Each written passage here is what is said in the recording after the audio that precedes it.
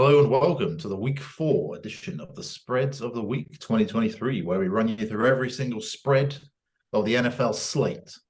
And looking at last week's results quickly, Mike, it was another good week for you there. You hit at 62.5%, getting 10 spreads of the 16, which is good work. And me down there at 37. So another good week for you. 2 in a row, putting together a little run here. And what was your favorite one from last week, Mike? Good afternoon, Tom. Pleasure to be with you as always. Yeah, good to be getting into the meat of the NFL season now. Gives you a bit of a better idea on some of these spreads. Week 1, I was completely lost, as I think most people were. Yeah. Favorite spread for me last week has to be the Arizona Cardinals covering. I believe it was 12.5 at home. To the mighty, the vaunted Dallas Cowboys. I think I said on the podcast last week, if they went in there and could stay committed to the run, that they had a chance. I thought Washington and the Giants both moved the ball on the ground. Dallas's first 2 games, and it just worked out this time because Dak played poorly. The Cardinals were allowed to stay with the run for the whole game. The Cowboys need to go back to the drawing board a little bit because they need to get this run defense sorted before they play the likes of the Philadelphia Eagles later on their schedule. Yeah, and the Niners as well, potentially. It could be problems. I mean, I definitely bought into that hype a little bit. I took the Cowboys there, kind of regretting that now. I mean, I just thought that 2 weeks before looked very good, but came crashing down to earth there. And for me, it was the Indianapolis Colts covering the 8.5 against the Ravens. I just thought that was too much. I knew they were going to try and control the game, try and, again, just use a similar kind of Cardinals tactic there, just try to run it a lot. And they did well. Minshew came in and made some plays at the end. And that, it turned out they were the super dog as well, getting the win there. So, impressed. The Ravens still don't strike me as a team that should be made 8.5-point favorites anywhere they go, whoever they play. So I think I was pretty happy with that in what was a fairly miserable week for me there. I think you said that last week, and that was a great call that the Ravens should never be made that big of a favorite until we see this new offense take shape and they become more explosive on that side of the ball. They're always going to be in tight games. So that was a good call by you. All right, let's just run over this Thursday night game briefly, Mike, if you want to do the honors of bringing that up. So we had Lions-Packers. Spread was set at 2 points, so we were basically picking a winner. Unfortunately, Mike, we both took the Packers there. Now, discuss. I mean, we can discuss this a bit, but it was a miserable night for us. Another prime time game that we just couldn't pick. I think on paper this seemed a very close game to me and a lot more points scored than I thought. But the Lions just came out and they were just so slick on offense, just moving like a well-oiled machine, looking actually very dangerous. Yeah. And just dominating the line of scrimmage on both sides of the ball. So you can see the Green Bay Packers are a paltry 27 rushing yards, which that is never going to be the formula. With LaFleur as the play caller and Love at as quarterback, they have to rush for 100 every week to have a chance. So, and the Lions didn't let them do that. They were in the backfield constantly. So you have to give credit to the Lions. They're rounding into a bit of form now. They look. I know they beat the Chiefs in Arrowhead, but that was a little bit of disjointed performance for me as well. They didn't look. Obviously, the Chiefs were disjointed, as I thought the Lions were a bit as well. They're starting to look really dangerous again on offense now, which does not bode well for the rest of the NFC at all. As you say, we backed the wrong horse, or should I say, we packed the wrong horse there. Getting behind the Packers as a 2-point home dog, but perhaps we should have known better with the Lions. Just when you look at the personnel, and when I was watching it this morning on replay, I was thinking, you know what, just pound for pound, look at these 2 rosters. It's not really a contest, is it? No, not at all. And shout out to our man Sam Laporta there. I know we rated him highly in this draft process and really providing the option that they never had with Hockenson there at tight end, a reliable catcher, breaking tackles, and making the blocks. I mean, he looks every bit the NFL tight end we thought he could be. Yeah, well, Iowa as the famed tight end U, they're putting out another one. And yeah, no, he looks a special player. I think we called that. We called that in our draft show this year, and it's good to see him playing well because he's a real talent. Cool. All right, let's get on to the week 4 spreads then, without further ado. So Atlanta, Jacksonville, we've got the London game, Mike. You won't be in attendance, sadly, in this one. It won't be gracing them with your presence, but let's have a look at this. So -3, +3. I'll take it first if you don't mind. Oh no, go for it. No, if you've got a strong feeling about it.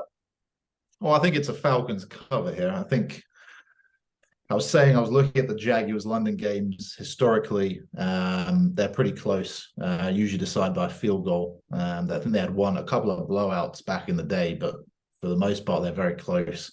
And a lot of times they're getting under that total points as well there. A lot of sort of like 2017 wins and stuff like that. So I think in the close game, it would suit the Falcons, who are gonna pound the rock. I think they'll travel fine. It's a young roster, but I don't really have a problem with that. The Jaguars, they're not a team I can really trust, unfortunately. After the first couple of weeks, I think they've not done too well covering in the past, so I'm just going to side with the Falcons here in that rushing game and get Bijan going to cover that 3. Oh, interesting. I'm happy to disagree with you actually on this one. I'm going to take the Jags. It's a well-trodden path to London for them now. They know the ins and outs of that. This roster has done it a couple of times now, so everybody on the roster should be pretty familiar with how it works, with all the travel and everything. And I thought Atlanta were made to look extremely one-dimensional by the Lions last week, which I think could serve as a blueprint for how the rest of the NFL play the Falcons this year. You just have to take that running game away by hook or by crook, and then make Desmond Ridder throw it. And it was not pretty last week. It was pretty poor from Desmond Ridder. They've got no speed on the outside at all, despite all of their high draft picks on playmakers. Carl Pitts is probably the fastest player on the team, which is a problem. I think the Jags can make that count. I think they win by a touchdown here. Okay, good to see. Differ early on there. An early differ. Okay, so Rams at Colts is next up. So the Rams, I've not been in on the Rams this year.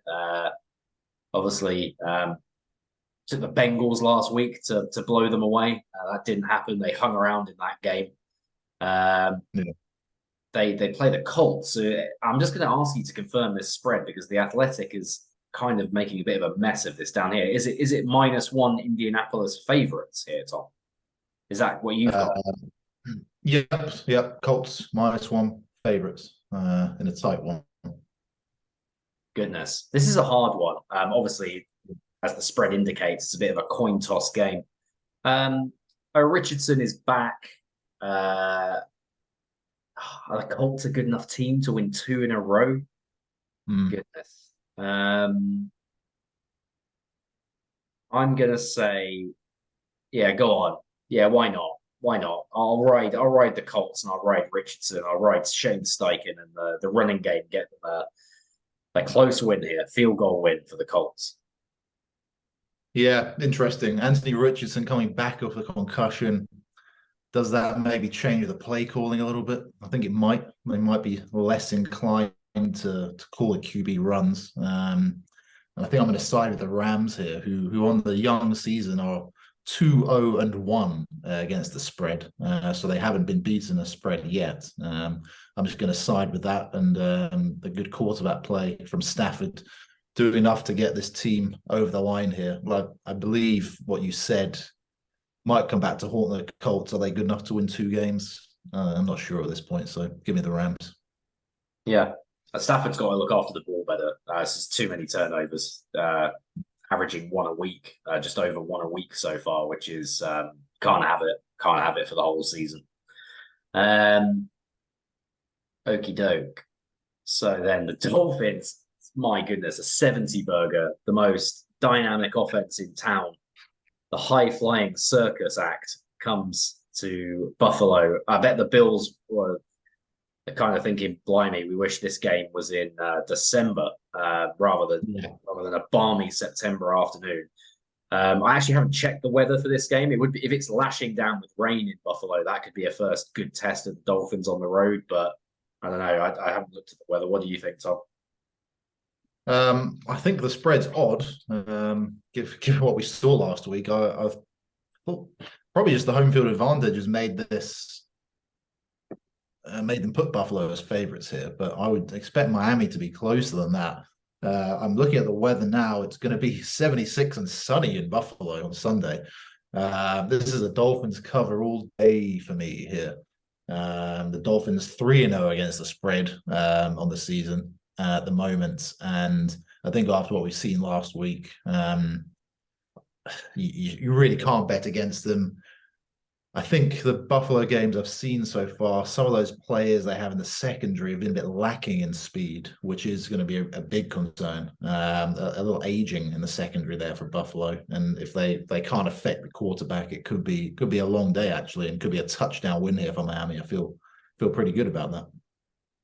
Yeah, me too. I don't see any evidence for this to be the line that's there, that +2.5 for Miami. So I'm going to take them until I've seen otherwise. They've just been too dynamic, and that's a really great call you make on the speed on the against the back end of the Bills.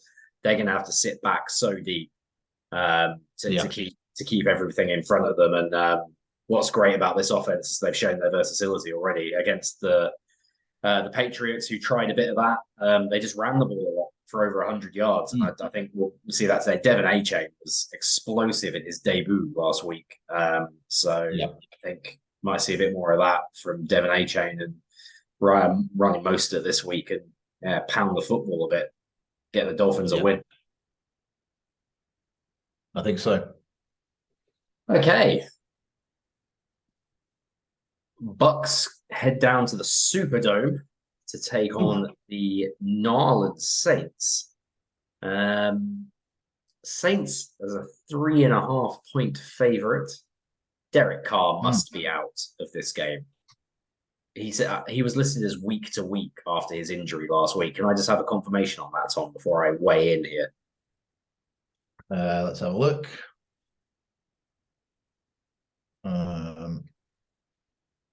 Sprained AC joint week to week. Yeah, I think there's nothing confirmed at the moment, but I'd be surprised to see him go after that. Yeah, me too. Which I think you're going to see a lot of Tyreek Hill. I don't think they'll let Jameis sit back and throw it over 30 times. They'll want a lot of Tyreek Hill in this game plan. And I think that brings the Buccaneers into it. Their run defense got gashed against the Eagles, but a lot of that was quite a strange scheme in the first quarter. Buccaneers sat back and dared us to run it, which is very odd. The Eagles will always take you on that. We're not a sort of Kansas City Chiefs or a Bills team that will just continually try and throw it even when you dare us not to. We'll always start running the ball. So once they tighten down, we still made good progress on the ground, but I think they can do a better job against this Saints defense, eliminate the run. Without the threat of Carr throwing over their heads. I just think they've got enough to win here. Never mind cover the spread. So give me the Bucks. Yeah, I mean, I'm high on the Saints, as you've known this season, but without Carr, you can't take them. I mean, you'd be a fool to take a team starting Jameis as a 3.5-point favorite in a divisional game. That just seems like a mad bet to me. So I think for that reason alone, the Saints might come undone here in what we usually see from the NFC South, which is a tight divisional game. They're kind of famous for those. So I think, the 3.5 points, you have to take that for the Bucks. Yeah, I agree with you. I agree. And I think Mike Evans, against the amount of man coverage from this good Saints secondary, I think Mike Evans provides a bit of a different challenge for them. A bit of a big man that can get the ball thrown up to. Brady last couple of years been criticized for not doing that enough against this good Saints defense, just giving Mike Evans a chance to make plays. I think Baker will, for better or for worse, I think he'll give Evans a chance, and we'll see if they can hook up on a few big ones. Yeah. Um, Always fun to see Baker wind up the arm. yeah, it didn't get much of a chance against the Eagles. Goodness, we were all over it. No. And speaking of my Philadelphia Eagles, we are returning to the link to take on the Commanders, who got their ass kicked last week. Yeah. Come in as 8.5-point favorites. So I'm gonna obviously hand this one over to you, Tom, to go first. Oh yeah, it is me. Okay. Yeah. Oof. This is tough.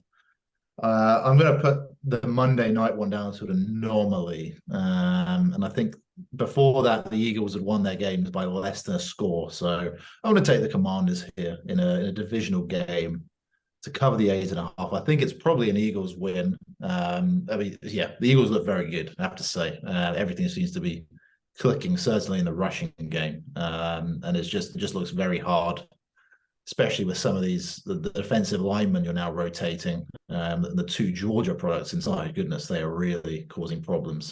So I think the Commanders are going to have to go to the air, which could be an issue.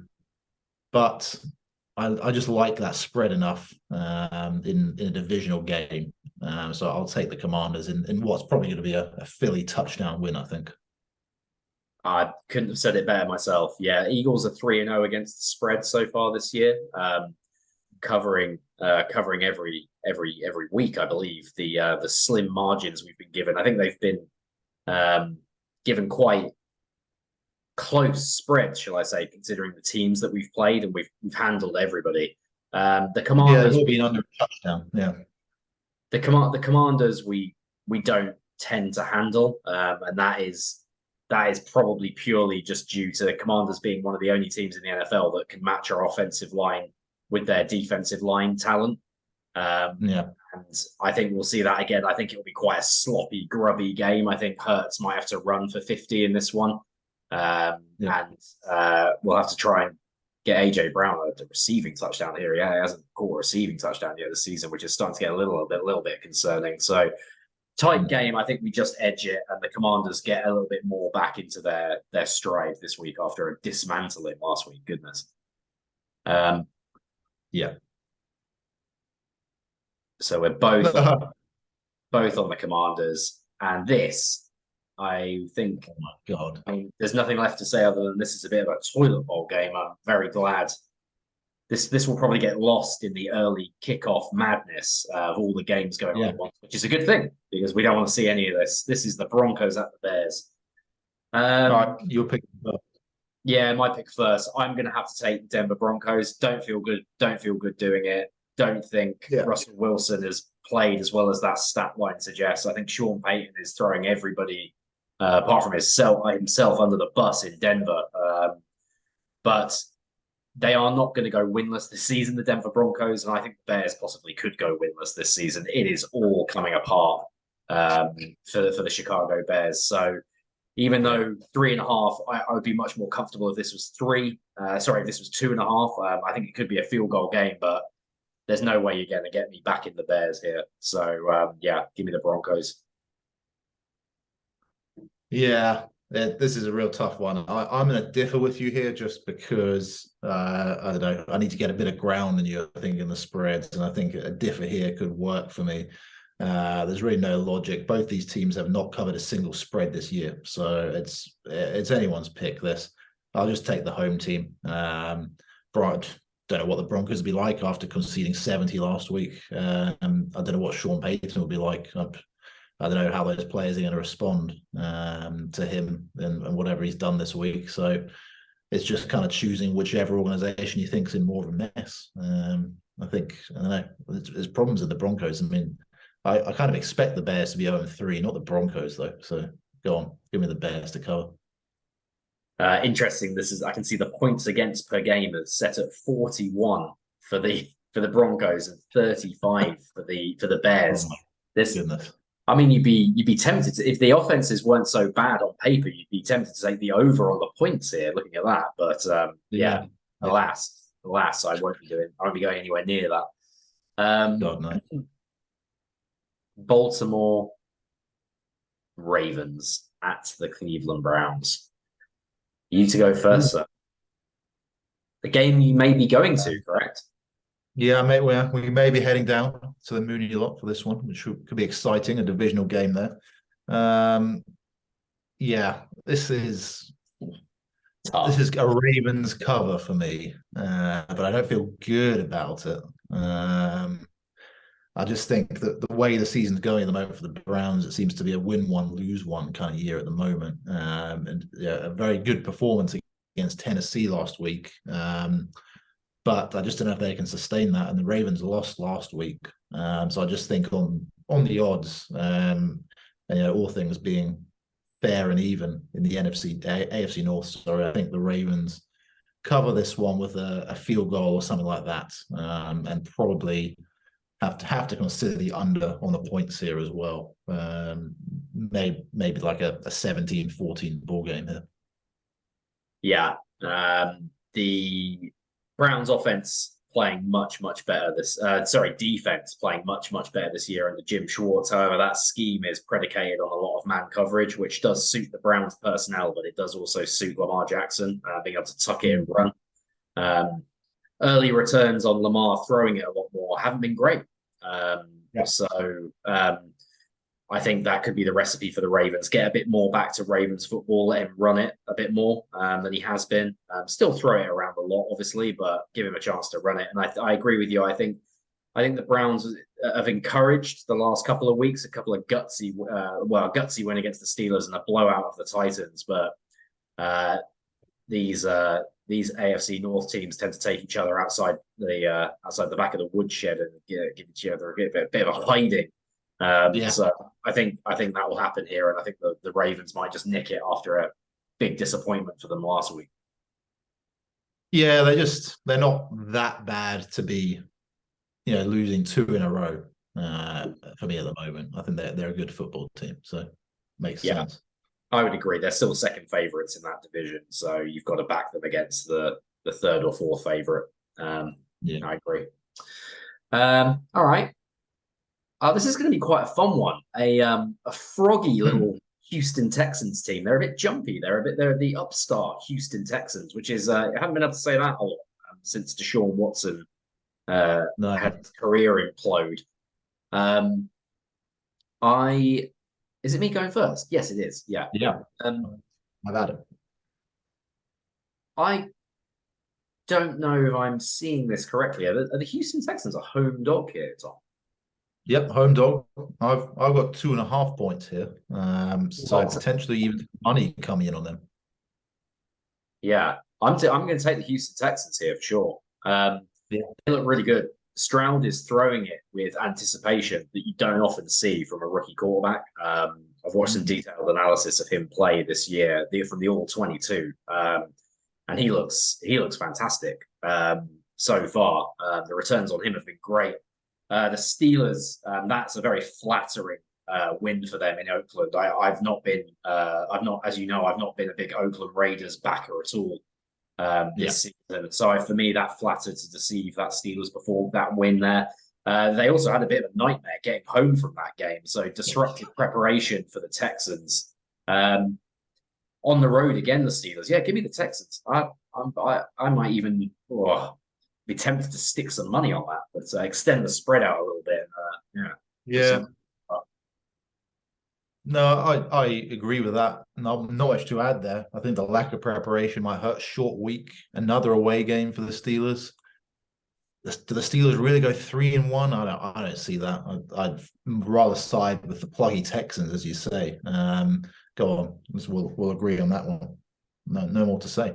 Both of us rather willing the Texans to victory there. I think they're kind of my Seahawks of this season. Everybody was just telling me they were going to go 2-14 or 2-15 or whatever the new bloody format is, and I don't know. I just wasn't sure with D'Amico. I thought he'd get them playing, and we've seen a bit of that so far, which is encouraging.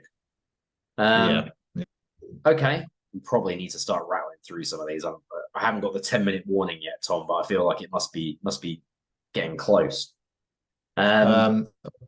So this one, a 4.5 point home dog here, Carolina.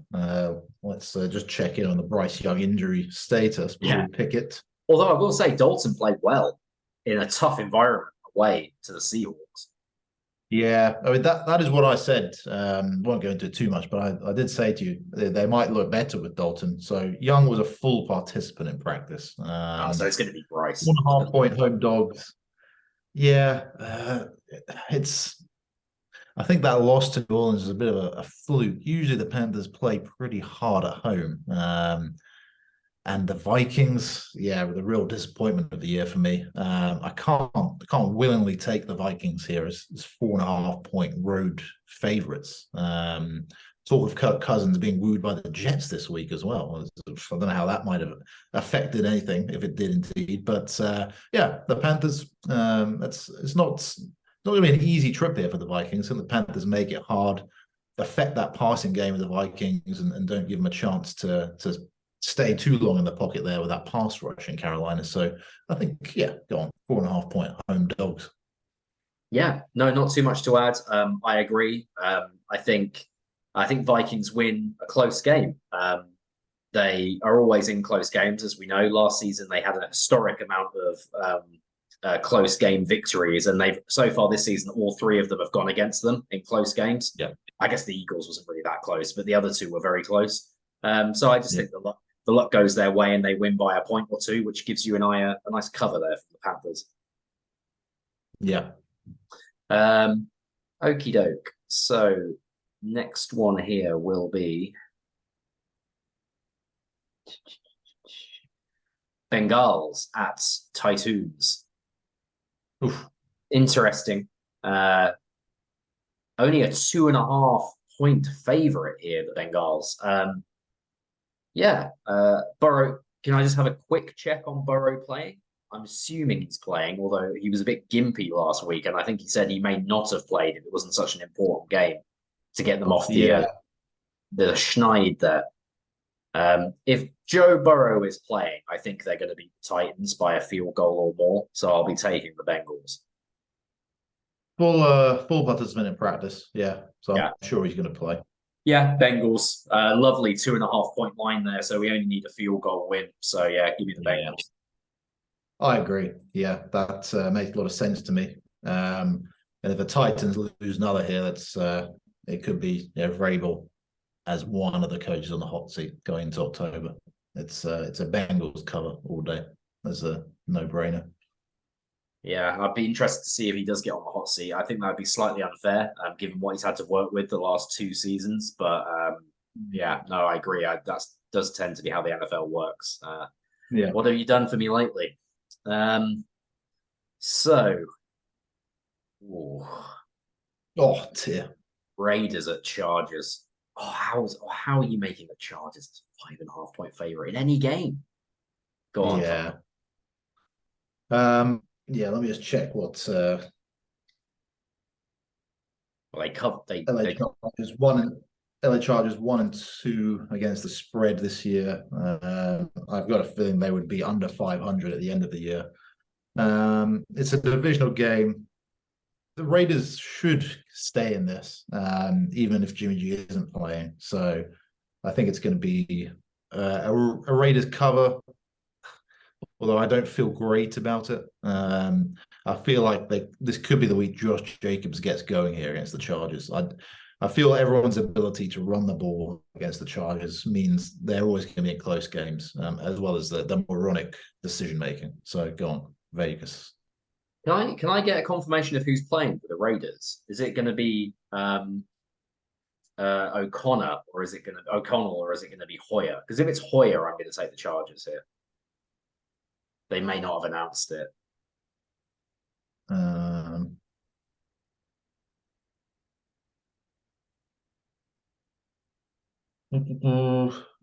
No, there's nothing. No.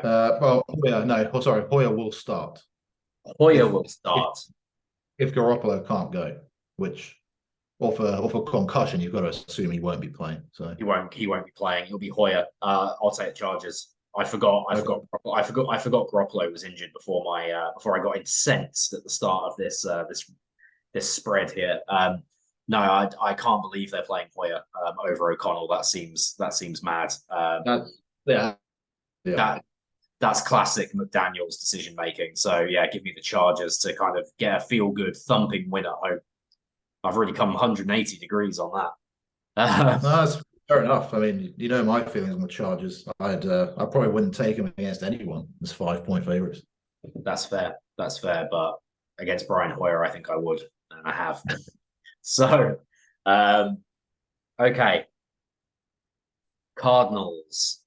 We're talking about the Texans being plucky. My goodness, we need to Yeah. send. I need to send an apology out to the Arizona Cardinals and Jonathan Gannon, the head coach, because I was well out on them. I thought they'd be an automatic 0-win or 1-win team this season. They may still only be a 1-win team, but they've played really hard for him. I've been so impressed with them so far. To the extent that, sorry, I'm going to say they cover this 14-point spread. The Niners continually sort of flattering to deceive, even though they win games and they've won them handily. Purdy is still getting hit a lot, and they just look a little bit out of sync on offense, and the defense does not look as good as it did last year. Playing a lot more man coverage and blitzing more, it's giving people opportunities. And I just think the Cardinals, they just look well prepared for every game. The offensive script against the Cowboys was masterful, just running it down Micah Parsons' throat last week till he didn't want any more. I think they could have a similar script this week, potentially maybe reading Nick Bosa on the zone reads and stuff like that, rather than just letting him wreck the game. So I think they're a plucky team, the Cardinals. I'm going to have them to cover here in what, after all, is a divisional game. Yeah, it is. So they're 3-0 against the spread on the young year. And yeah, I've got a hard time seeing them not going 4-0 here. I'm sure they will lose, but not by 14. So yeah, I'll agree with you on that one.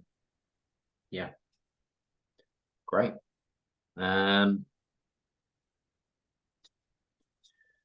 So next up, we have got the New England Patriots at America's team, the Dallas Cowboys.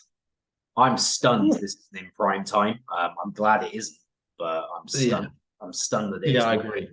I think this is a stodgy game here.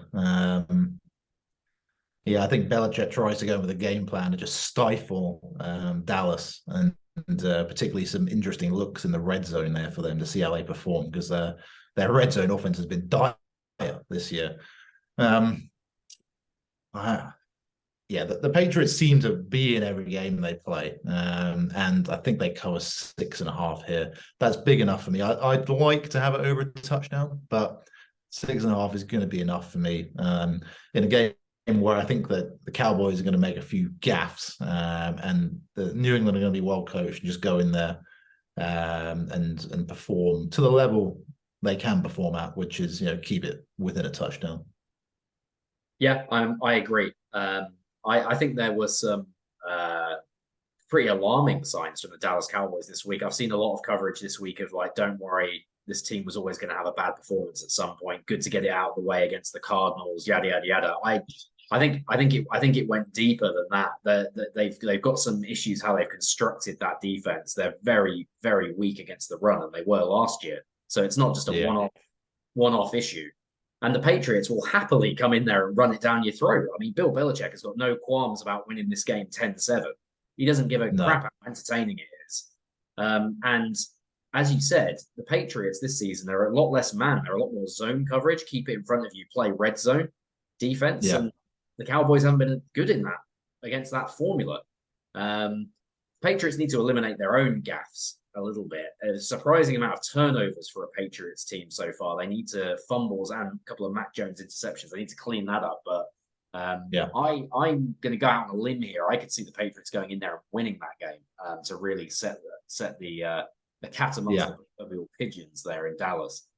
Yeehaw! Yeah, it wouldn't surprise me. Good. Yeah, over 2 times your money back on the money line there for the Pats. So it could be one to look at for sure. Okay, so then onto Sunday night. Onto Sunday night football. We have got the defending world champion, your own Thomas, Kansas City Chiefs at the Jets. Still with Zach Wilson at quarterback. This line is, I suppose. Nah, go on. Sorry, it's you to go first. Um, I said it last week. I would never put money on a team with Zach Wilson starting. So Chiefs defense has been much improved this year. I really like the parts we've added. Stouter against the run and able to play good defense against the pass as well. There's some really impressed with some of the players in the secondary coming through there. So I think we do enough to win this by 8.5. It's as I said last week, the Chiefs historically haven't covered over a touchdown very well at all. I was looking this week at all the games that have been over a touchdown in terms of the spread this year, and it was 4-4 in terms of teams covering the under. So it's a tough one, but I think we just stifle them way too much here and get probably a 10 to 12 point win for KC. I agree. I echo what you're saying about your young defensive backfield. I don't think you'll need them in this game. Zach Wilson won't threaten them. And you'll be stout against the run. I think that's the biggest story of this spread, really. I think it's too low for me. I think people think the Jets defense with all their celebrity young defenders there are going to make it tough for Mahomes, and they might for a while. But I think Quinnen Williams banged up last week as well. It looks like he's going to play, but once again, the Jets are decimated by injuries on their offensive line. I could see the Kansas City Chiefs defense feasting on Zach Wilson this week, really putting an end to his run as QB1 there. So yeah, give me the Chiefs. Well, they blew the Bears out last week as well, which was a satisfying cover for me. So I'm going to stay on that train. That was a good one. Yeah, and actually, just thinking of the last 2 or 3 primetime games we've seen now, everyone's covered the under as favorites. So yeah, I think that is a trend that we're starting to see now, and it wouldn't surprise me. Yeah. Okay, just 70 seconds to discuss this game here, Tom. Tough, hey? Really tough. Yeah. I think the Seattle Seahawks are just a better football team.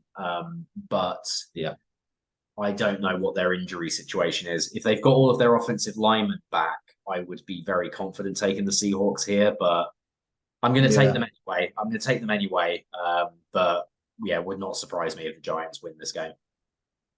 No, I think the Seahawks find a way to get this done. They're too well coached to be worrying about going coast to coast here. And the Giants have been one of the disappointments of the year for me. So I think the Seahawks have too much offensively here and get out in front and don't look back. And it's Monday night, so they have the extra day, fly in a day early, adjust to the time difference. Suits them. Yeah. All right. That's a wrap. That's a wrap. Excellent. We'll convene next week and